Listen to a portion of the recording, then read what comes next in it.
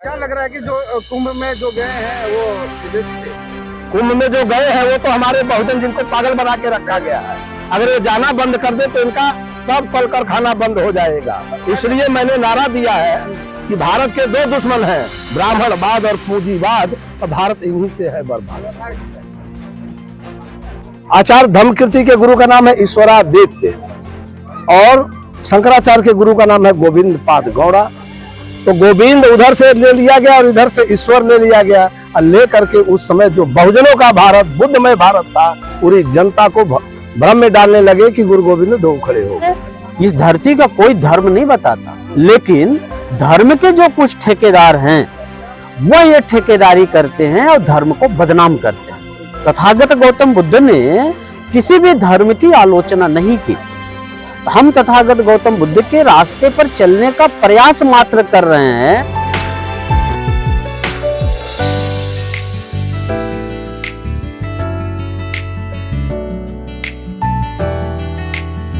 तो साथियों, आज हम पहुंचे हैं दिल्ली से सोनभद्र जिला और चीरडभोली गांव है और ये कस्बा है, और दूर दूर तक मैं दिखा देना चाहता हूँ कि ये पहाड़ी क्षेत्र है और उस पहाड़ी की घाटी में ये छोटा सा गांव है।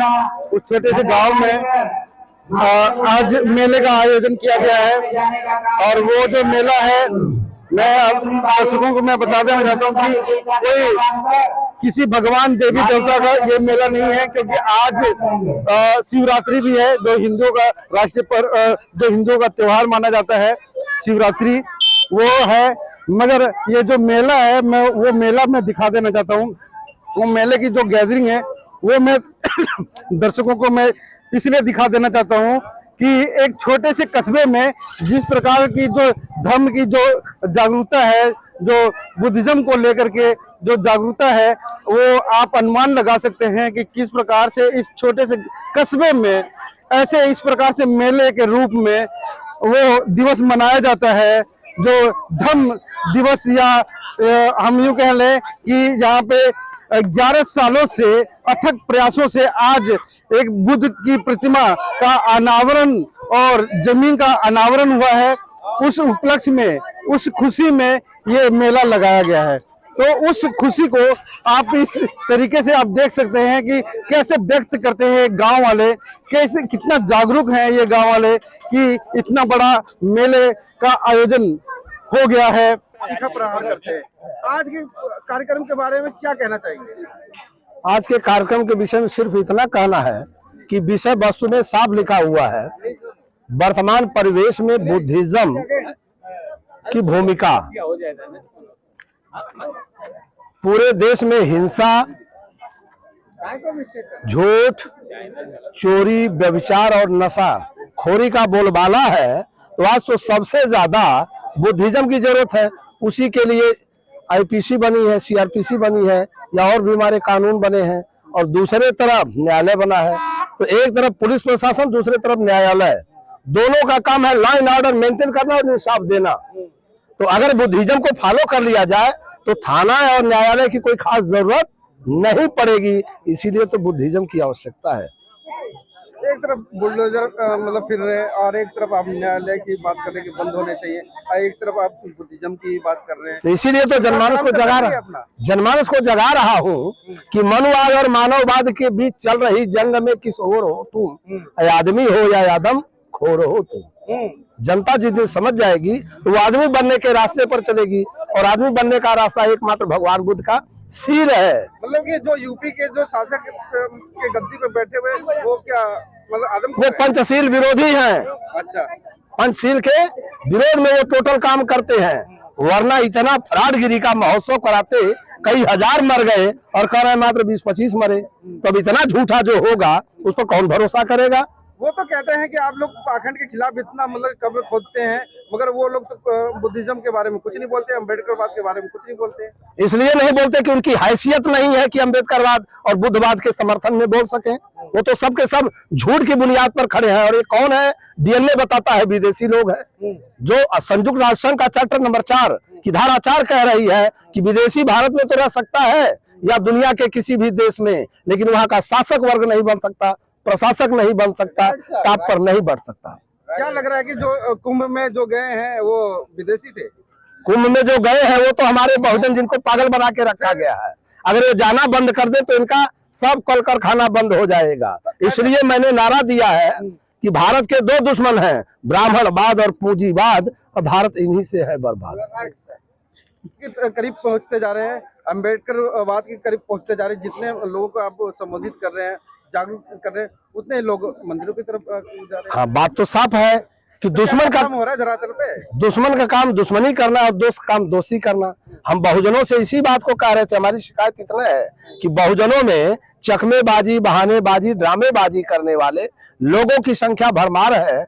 बहुत कम लोग हैं जो मिशनरी वे में सोचते हैं और मिशनरी वे में काम करते हैं। अगर हमारा नेतृत्व वर्ग ही मिशनरी हो जाए तो बहुजन समाज तो उन्हें नेता मान के अपना भाग्य सुधारने के लिए तैयार है।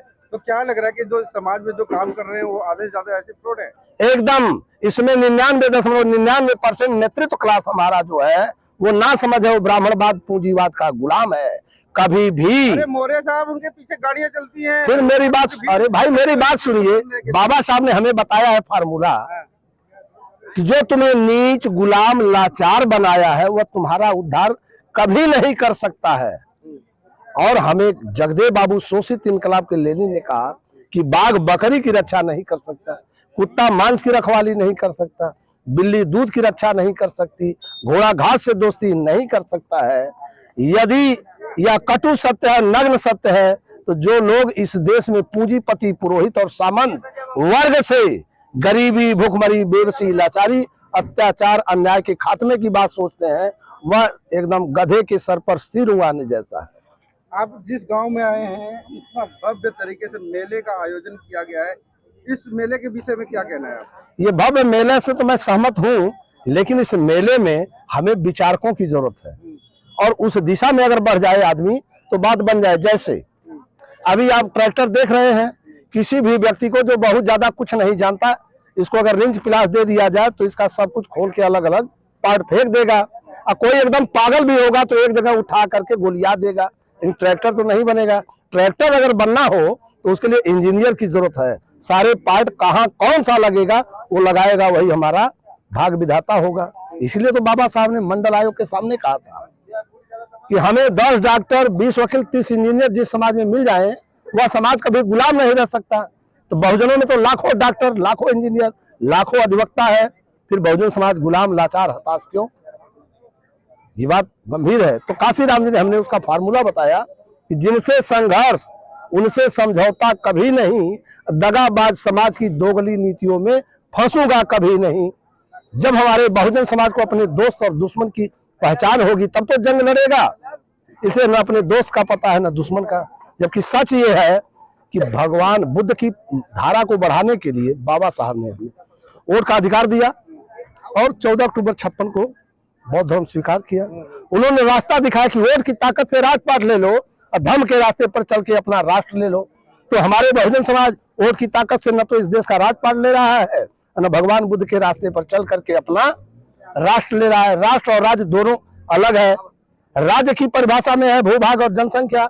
उसके बाद तो हमें सरकार, संप्रभुता और सहायक तत्व मान्यता वो हमें मिली है, लेकिन हमें जनसंख्या, भूभाग के बाद हमें धर्म, इतिहास, संस्कृति और समाज और संस्कार, ये हमने कहाँ निर्माण किया? हम तो जो हमें विदेशी गुलाम बनाए उन्हीं के गुलाम। एडवोकेट साहब हैं, उनसे भी हम कुछ बात करेंगे। एकदम हमारे बड़े भाई हैं, वो काफी टेक्निकल की बातें कही हैं कि किस प्रकार से इतिहास में और जो वेद थे वो सारे वेद बता दिए। क्या लग रहा है एडवोकेट साहब कि आप तो एक माहिर मतलब एडवोकेसी उसमें बैठते हैं, अभी भी समाज इतना पिछड़ा है, जो आप लोग जो टेक्निकल जो बातें बता रहे हैं, समाज पे कितना असर पड़ रहा है? समाज के अंदर बदलाव हो रहा है और बदलाव होगा, हम ऐसा उम्मीद करते हैं। रही बात जो अंधविश्वास और रूढ़िवाद की तरफ जो समाज बढ़ रहा है, उसके पीछे सबसे बड़ा महत्वपूर्ण कारण है भगवानवाद। और जो बुद्धिज्म है या तथागत गौतम बुद्ध हैं, उनको भगवान और अवतारवाद, विष्णु के 9वें अवतार के रूप में गौतम बुद्ध को प्रतिस्थापित किया गया। दरअसल एक जो बड़ी लॉबी है इस देश के अंदर, जिसे उच्च वर्ग के लोग हम लोग कहते हैं, वह लॉबी भगवान के सहारे ही जिंदा रहती है और उनकी सारी आइडियोलॉजी भगवान के ऊपर ही निर्भर रहती है। और भगवान का ही भय दिखा करके जो आम लोग हैं, जो बहुजन लोग हैं या निम्न क्लास के जो लोग हैं, निचले स्तर के जो कम पढ़े लिखे लोग हैं, जो नहीं समझ पाते, साथ ही कुछ पढ़े लिखे जो मूर्ख हैं टाइप के लोग हैं, जिनके अंदर एक अपनी निजी कोई समझदारी नहीं है और जो भगवान का भय से ग्रसित व्यक्ति हैं, वो उनके चंगुल में आ जाते हैं।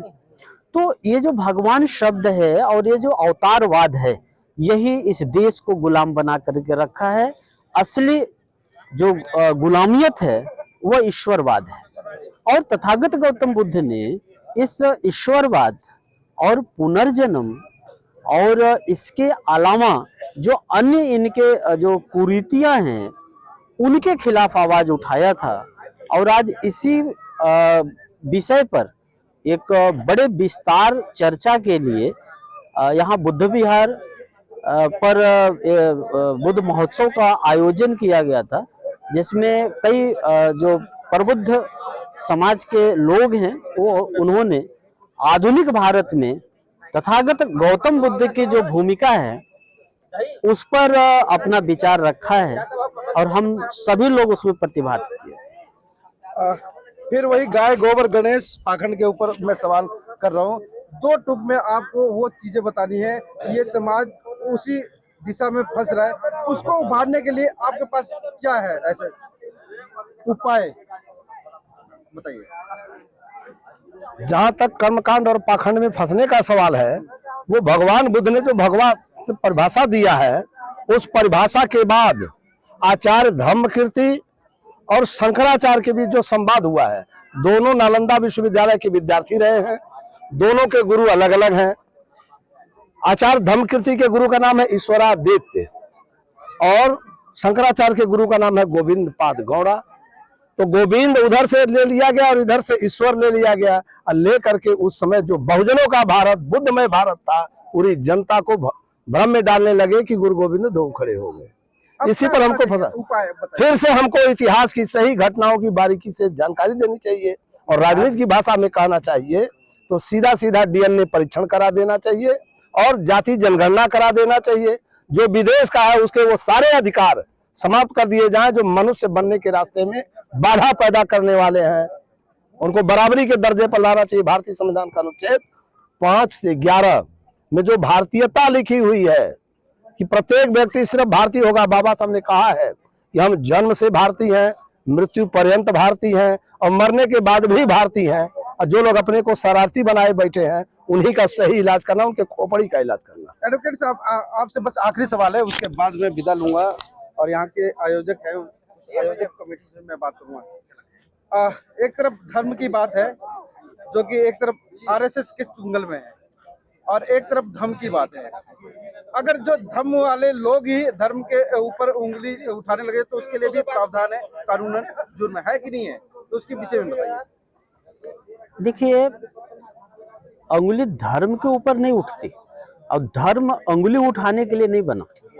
कोई भी धर्म हो, मैं सभी धर्मों का सम्मान करता हूं और कोई धर्म मानवता के खिलाफ नहीं है। लेकिन कुछ जो धर्म के ठेकेदार हैं, वह लोगों को अपने चंगुल में फंसा करके और उनको भगवान का भय दिखा करके समाज के अंदर कुरीतियां पैदा करके जो लोगों का दोहन कर रहे हैं, उनके आर्थिक, सामाजिक, भौतिक, मानसिक, शारीरिक, ये जो विकलांगता के दौर में धकेल दिया जा रहा है समाज को, ये खतरनाक है। इसकी आलोचना होनी चाहिए। कोई भी धर्म इस धरती का कभी नहीं सिखाता कि आप एक दूसरे से बैर करिए, आप किसी को सताइए। इस धरती का कोई धर्म नहीं बताता। लेकिन धर्म के जो कुछ ठेकेदार हैं, वह ये ठेकेदारी करते हैं और धर्म को बदनाम करते हैं। तथागत गौतम बुद्ध ने किसी भी धर्म की आलोचना नहीं की। हम तथागत गौतम बुद्ध के रास्ते पर चलने का प्रयास मात्र कर रहे हैं। तो हम किसी भी धर्म की आलोचना नहीं कर सकते।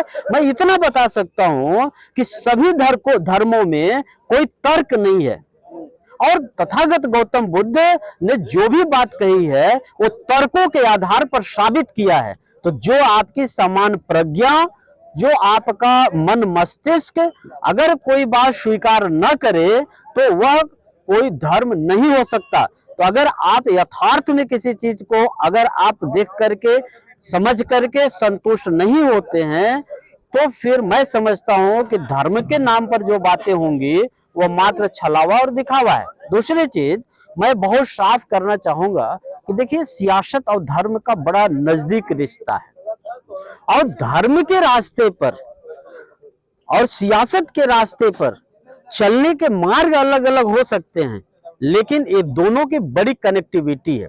आप देखिए, जो बहुजन समाज की बात हो रही है, तो बहुजन समाज में अभी आपके उत्तर प्रदेश के अंदर जो माननीय चंद्रशेखर रावण जी जो राइज कर रहे हैं बहुजन नायक के रूप में, और जो वर्तमान समय जो संत रविदास की जयंती मनाया जा रहा है उनकी पार्टी की तरफ से, आप इसको कितना दूर तक देख पाते हैं? मेरी जो नजरिया है वह यह है कि जहां अंबेडकरवादी आंदोलन इस देश में बड़े पैमाने पर चल रहा था, जो कहीं न कहीं भाजपा और आरएसएस के सिद्धांतों को जो लेकर के राजनीतिक तौर पर जो मैदान में आए थे, उसे रोकने का काम इस देश का यूथ जो अंबेडकरवादी था वह कर रहा था। लेकिन जब संत रविदास की जयंती आप मनाते हैं और अंबेडकरवादी यूथ जब संत रविदास की जयंती मनाने लगेगा, तो क्या जिस मनुवाद के खिलाफ आपकी लड़ाई थी